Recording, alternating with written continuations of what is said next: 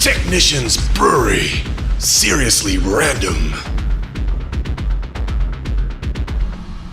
Hello guys, welcome back to my channel and a brew day. I haven't done one in years for YouTube, so a lot of stuff has changed over the last 2 years plus, which I haven't been posting very much on YouTube. So I've joined a local beer club. This is the facilities. So I thought I would just do you a quick show around the facilities here. So this is where we usually hang out when we have our monthly meetings, stuff like that. And then if we turn around this way, you can see the brewing area. Now, right now we're brewing, we're using gas for boil. Today I'm going to do a collaborative brew with the head brewer of the club. Now, what's happening over here is this is my electric brew system. This is a 60-liter beer brew, the basic version, which has no double walls, so that's why I have it insulated. But this works.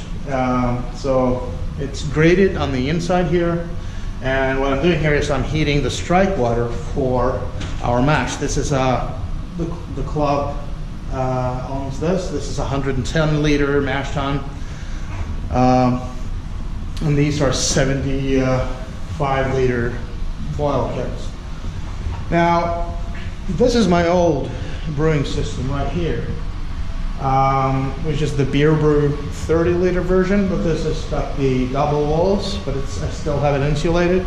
So this, with the immersion chiller that it came with, now serves as an HLT, which means that I've transgressed into Herm's techniques of brewing. So with a small adjustment of, instead of running cold water through the immersion chiller, I'm now running wort through it. So for those of you who does not know how this works, I'm just going to turn this on so it heats up to the temperature I want. So for those of you who doesn't know how this works, when you mash, you want to be able to control your temperature as much as possible. And by having the hot liquor tank at 5 to 6 degrees higher than the mash, then you draw out your wort from the mash through a filter in here. You'll get the wort out of there at probably, let's say your mash temperature is 65 C. Then you want to keep it at that with as little fluctuation as possible. So when you draw the wort out of there using a magnetic pump and run it through the coil, which now is submerged into a liquid that is 5 to 6 degrees hotter, then it comes out at the top of the grain bed about a degree higher or so from the outlet tube, but as soon as it hits the grain bed, it sort of blends down to the temperature that's already in there, and then you have a minuscule fluctuation of temperature. So in this room right here, we have fermentation going on. So over here we have 4 fermentation chambers. The one to the far left here has a Pilsner going on. So it is fermenting at 10 degrees Celsius. This is just a magnetic stir plate that some of the tech guys other than me make. Here's one that's not in use right now. We've got to remove all the shelves and have it built for this. Here, this is actually not a fermentation chamber as of yet. We will get one, a fourth one in it, but right now there's yeast and hops and stuff like that in there.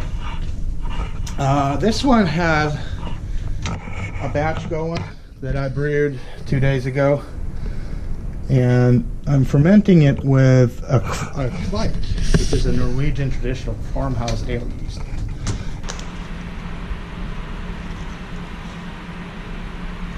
Okay, so we're doing a bit of water adjustments today.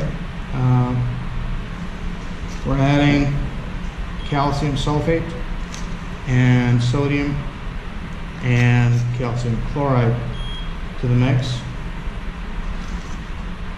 so we can get great malt profile and hop profile. So this is for a balanced solution.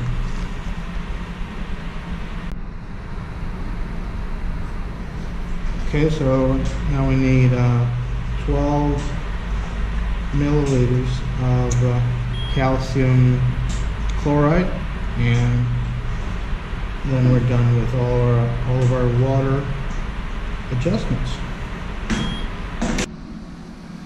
All right, so what we're going to do today is we're going to transfer the strike water from this vessel into here by using my pump. So what I'm going to do, I'm going to dump the whole grain bill in here. We're making a Saison today. So it's a 10.8 kilo grain bill for a 50 liter batch. So we're making this mash by underletting, which means that you transfer your strike water through the valve, and from the bottom up you fill it up. This prevents a lot of dough balls and stuff like that. So I'm just going to dump the crushed grains in here. I believe we have about 33% Pilsner malt, 33% pale malt. We have probably 25 more or 20 more percent of different weights. We have Cara Munich going in here, and also torrefied wheat. So we're gonna make a Saison.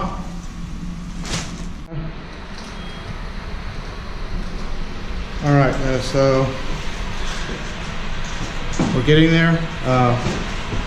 You can see I've added the malts, I've added the salts into this. This is currently at 56 degrees, a little bit cold still. And this is my brew buddy here. He is weighing up the hops. Okay, so this is my brew buddy, Kai Henning. He is weighing up the hop additions. For bittering hops, we're going to use Galena. And that's the only purpose for that hop in this Saison. We're going to use a little bit of Hull Melon, a little bit of Simcoe, and what's the third one? Hallertau, Mittelfruit. So there you go. There's the hop additions. Alright, so we're closing in on the temperature that we want. So for the strike water to be 66 degrees once we run it through the grain bed, we want this one to be at about 74. So we're closing in on that. We're almost ready to underlet.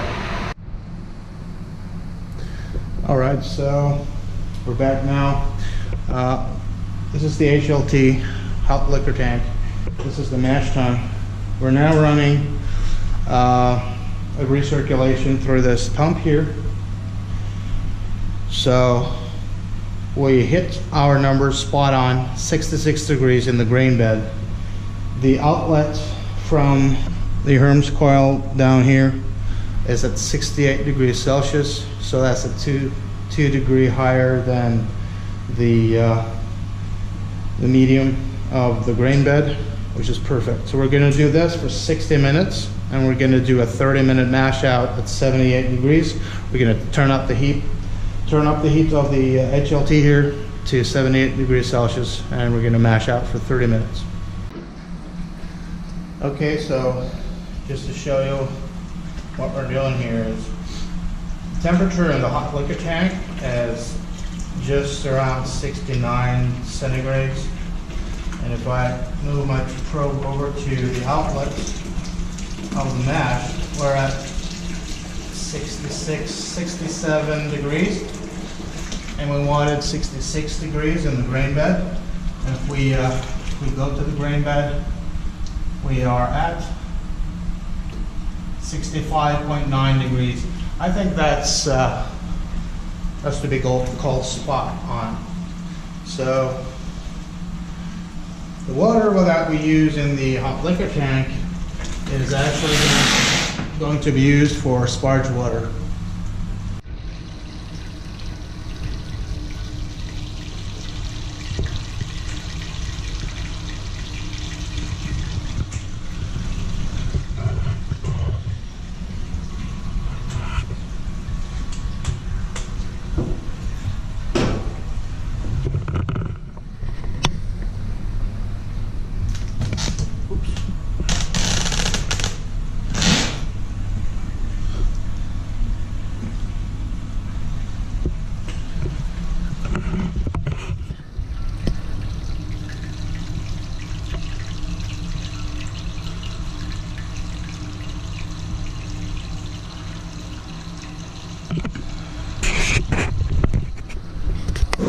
All right, we're back and we're boiling.